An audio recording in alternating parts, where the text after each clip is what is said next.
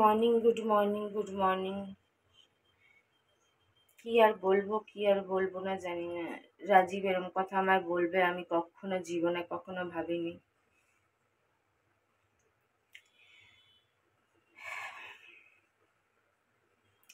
রাজীব কালকে আমায় বলল, আমার আর তোর তোর কোনো প্রয়োজন নেই, আমার আর তোর কোনো দরকার নেই, আমাকে আর মেসেজ করবি না, আমাকে আর ফোন করবি না। हिंदी बोलेছে, मुझे तेरा और दरकार नहीं है, मुझे मैसेज भी मत करना, मुझे फ़ोन भी मत करना, मैं तेरे लिए अवेलेबल नहीं हूँ। ঠিক है तूने মানে ওর বলার মানেটা এই, মানে ওরকম ঠিক হ্যাঁ করে ওরকমভাবে তো লেখেনি। আমি যে বলেছিলাম যে আমি 1000 টাকা চেয়েছিলাম ওর কাছে, তো ও বললো যে 1000 টাকাটা পেয়ে যাবি, বাকি আর আমায় কোনো মেসেজ করবি না, আমায় কোনো ফোন করবি না, আমার আর তোর দরকার নেই। দাঁড়াও আমি তোমাদের আগে মেসেজটা দেখাই।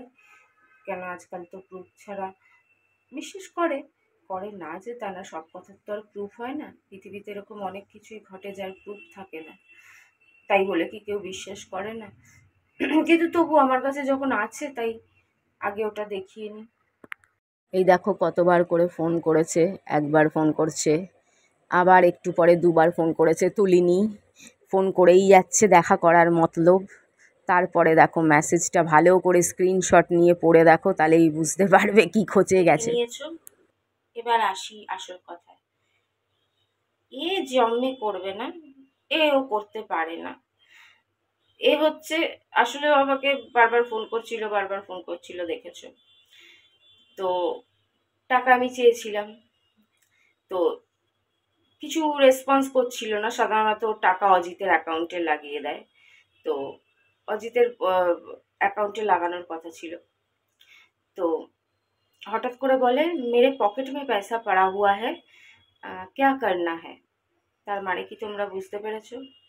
মানে ও ওর মানে যে কাজের মানে যাদের কাছে ওর টাকা পয়সা থাকে আর কি, ওর বিজনেসের লোকজন পার্টনার আছে, সেই সব দেওয়া নেওয়া করে, মানে বিজনেসের ব্যাপারে টাকা দেওয়া তোলা নেওয়া রাখা পড়া সব সেই করে। একটা ছেলে আছে, তো কাউকে টাকা পাঠানোর হলেও সেই পাঠায়। তো যতবার অজিতকে দুর্গাপুজোর টাকা বলো, অমুক বলো তমুক বলো, যখনই যা পাঠিয়েছে সেই ছেলেটাই পাঠিয়েছে আর কি। ও এইসব কাজগুলো অত হ্যান্ডেল করে না। কাউকে পেমেন্ট দেওয়া পেমেন্ট নেওয়া, মানে কাজের পেমেন্ট দেওয়া পেমেন্ট নেওয়া, সেগুলো ওই ছেলেটাই করে। তো আমাকেও কিছু দিলে ওই ছেলেটাই সেটা পাঠিয়ে দেয়। তো হঠাৎ করে বলে ওর পকেটে টাকা আছে, মানে ওর নিজের পকেটে টাকা আছে, ক্যা করনা হয়, মানে কি করবে। তো বুঝতে পারছো কি না, পুরোটা আমি খুলে বলবো। তার মানে ও বলতে চাইছে যে টাকা আমি পকেটে নিয়ে ঘুরছি, তুই আয় এসে নিয়ে যা, যেটা ও মুখ দিয়ে বলতে পারছে না। তো আমি সাফ সাফ না করে দিয়েছি, না করাটাই কথা। তোমরা তো জানো আমি বলেছিলাম যে যতদিন ও নিজের কথা পূরণ না করবে, অনেক বাধা জমিয়ে ফেলেছে। বড় বড় বাধাগুলো আমি ছেড়েই দিলাম, আমি ভুলেই গেলাম। আমার ঘর বাড়ি গাড়ি গয়নাগাটি সব ভুলে গেলাম, সব ভুলে গেলাম। কিন্তু ছোট ছোট জিনিসগুলো তো আমি ভুলতে চাই না, আর ভুলতে পারবোও না। আর কেনই বা ভুলবো, এটা আমার অধিকার। একটা বন্ধু পর্যন্ত, বন্ধু নর্মাল যে বন্ধু একদম জাস্ট ফ্রেন্ড, একটা নর্মাল বন্ধুর সাথে মাসে ঘুরতে চলে যায়, বছরে 2-4বার ঘুরতে চলে যায়, এদিক ওদিক চলে যায়, কত দূরে দূরে চলে যায়। কেউ কেউ সেই লেভেলের যারা মানুষজন তারা বন্ধুর সাথে বিদেশেও চলে যায়। আর তুই এত বছরের সম্পর্ক, এত কিছু, এতগুলো সম্পর্ক, বন্ধু হয়ে সবার আগে সম্পর্ক শুরু হয়েছিল, এতগুলো সম্পর্ক, আর তুই এত 4 বছর হয়ে গেল দুটো দিন দিতে পারছিস না। তো আমি কেন কেন এগুলো মেনে নেব? এগুলো তো মেনে নেব না। তো যাই হোক আমি তো যাব না।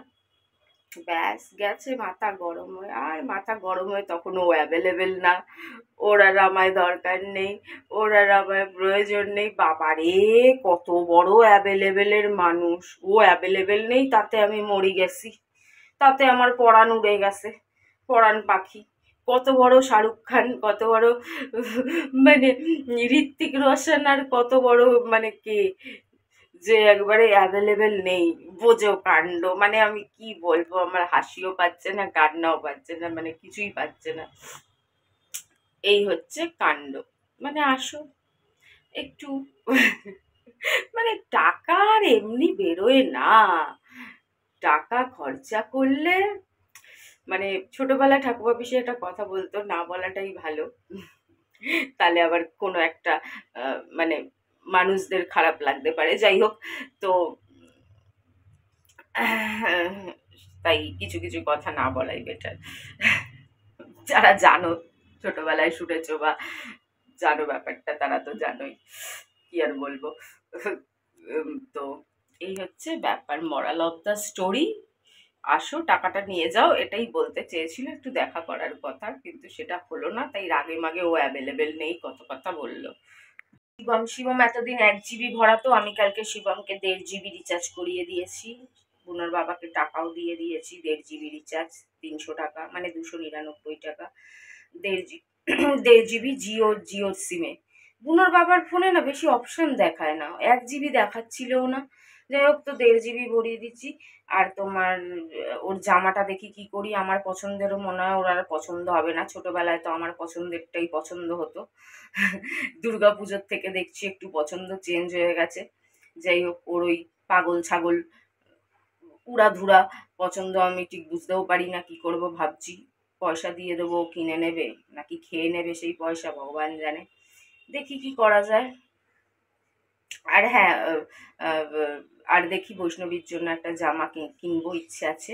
কিন্তু কিনতে তো প্রবলেম নেই, কিন্তু হচ্ছে দিতে যাবেটাকে, বুনোর বাবার যা, বুনোর পিছনে খাটতে খাটতে আর শরীরে দেয় না।